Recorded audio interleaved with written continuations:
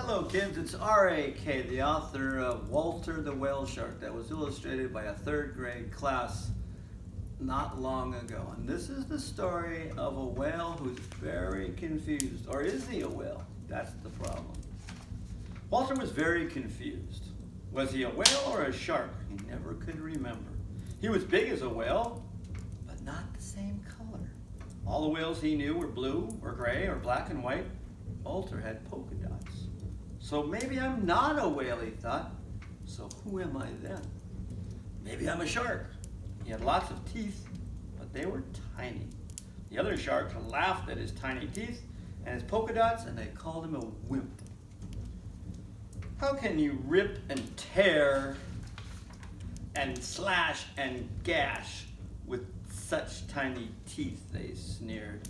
But Walter was not a killer. He was nice. He did not like meat. He liked soup. He would never make a meal out of a seal or a sea lion or mercy us, a walrus. To Walter, the whole ocean was a giant, enormous bowl of soup. The sharks eyed him suspiciously. They did not like soup. They wanted blood. You're not a real shark at all, Walter. Sharks attack. They don't sip soup. So if I'm not a whale or a shark, then who am I? Walter was very confused. He was having what adults call an identity crisis. His best friend Ray told him not to worry. Walt, look, sharks are dumb as hammerheads, and just be who you are and do what you love to do.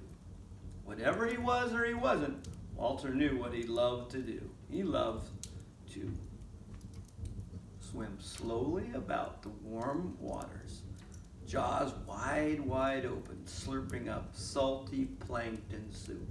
His mouth was so big he could swallow you whole if he wanted, but he never wanted to do anything like that. Walter liked people, not to eat, but to swim with. Sometimes he wanted to give kids rides or brush against them like a cat, but he was too big for that. Besides, his skin was too rough and scratchy like a shark's. So maybe I am a shark after all. But in his heart he knew that would never do.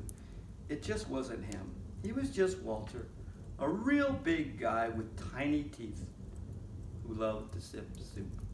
The end. Now go to sleep, children.